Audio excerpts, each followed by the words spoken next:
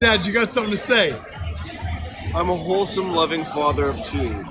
I love my wife and my children. Nick, unfortunately, has become my son for the weekend. Hey, he's Nick. He's Scott. This is Nick and Scott's West Ham B1tchfest. Oh, sorry, doing a little Vegas there. Great weekend in Vegas, Nick. It was good to see you again, buddy. Incredible. Great to see you. Great to meet all the people we got to hang out with. Still recovering a little bit, but it'll happen. And you know what was the most amazing? How much Jeremiah Carson looks like X. Unbelievable. As a matter of fact, he might even show up in some of the pictures, and we might just say everybody, that's X. Hey, it's the B1tchfest. It's two guys, 1 minute each, two topics. Nick, what do you got this morning, buddy? I'm going to be talking about how I can't believe someone's actually asked whether Pellegrini is in the hot seat. Why? Because we're stupid. I've got a segment.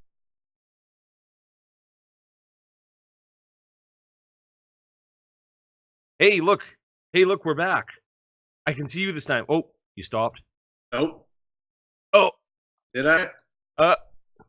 Kung Fu. Anyways, Nick, call it in the air. Heads. Yes, it's tails. I want to go first. All right. Let me get my time. Let me get everything ready here. Yep. I am ready. In 3, 2, 1, go. All right, ladies and gentlemen, we saw Angelo Ogbonna playing at the back for us this weekend. There was a tactical decision made by Manuel Pellegrini to take Fabian Balbuena out and put Angelo Ogbonna in because he is right-footed. I love the thoughtfulness from Pellegrini.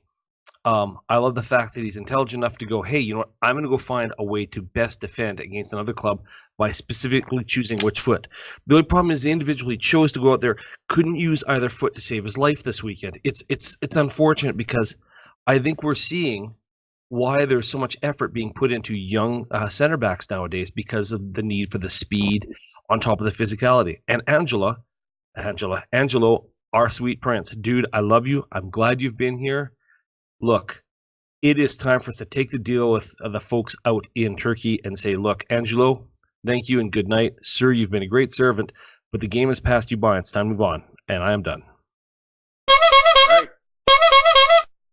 One of us needs to I need to either get better internet connection or you need to get better internet connection. One of us is going to freeze.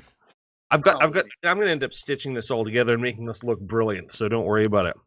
All right, Nick. Yeah, Angelo, I love you, buddy. I know there's a lot of fans out there for him, and I know that we're not very deep at center back, but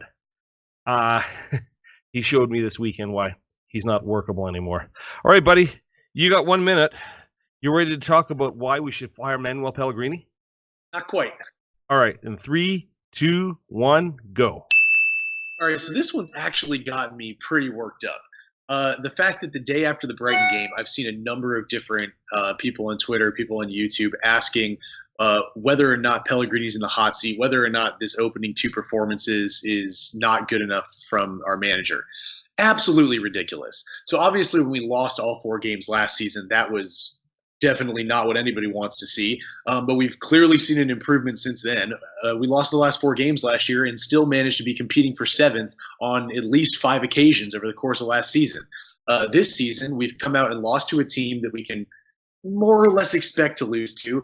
And we've drawn a team that we've only gotten now 2 points out of 5 games against them since they came back to the Premier League. So looking back on this season's fixtures at the end of the season, I don't think either of those will look like surprising or even that catastrophic of results. The idea that a manager of Pellegrini's status right now could be in question at all, absolutely ridiculous. All right. Yeah, I saw your comments about that earlier on this week, and it was nuts. All right, so that's kind of our B1tchfest. We're going to get ready to do some changes because, hey, Nick, are you going on a holiday? Going on a little bit of a holiday. So am I. I'm going to be in Europe for a good chunk of September and October. So I think what's going to end up happening is we're going to probably record each of our 1 minute sessions, and I'll be stitching them together, so it won't be quite as interactive, but we're looking forward to do it. The other thing is got a couple things on the go that I think are going to be fun to do in the future. We had a fun weekend talking with the guys from the West Ham Way. They've got some cool ideas. Well, Scott, we could do a live one or two in London as well. absolutely. We could probably do 2 in London, which would be fun. But then after that, I think you're going to go see Red Star Belgrade. I am so jealous of you, man. That's going to be wicked cool. Got to work that out, bud. Hey, to everybody who we saw out in Vegas this weekend, for all the people we did meet and didn't meet, or did meet and didn't meet, that was just a blast. And for the lad, if you haven't seen it on YouTube or on Twitter yet, one of the gentlemen from LA really enjoyed his evening a little too much the night before, and we'd have paramedics show up to walk him out. I'm going to append that video to the end of this.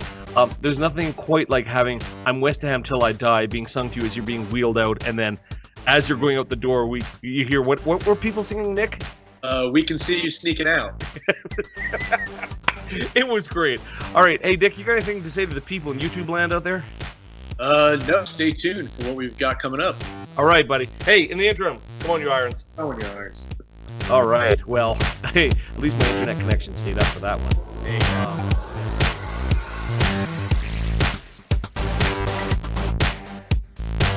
Ass, would you like a cake? Do you want a cake? Let's go, West Ham, let's go.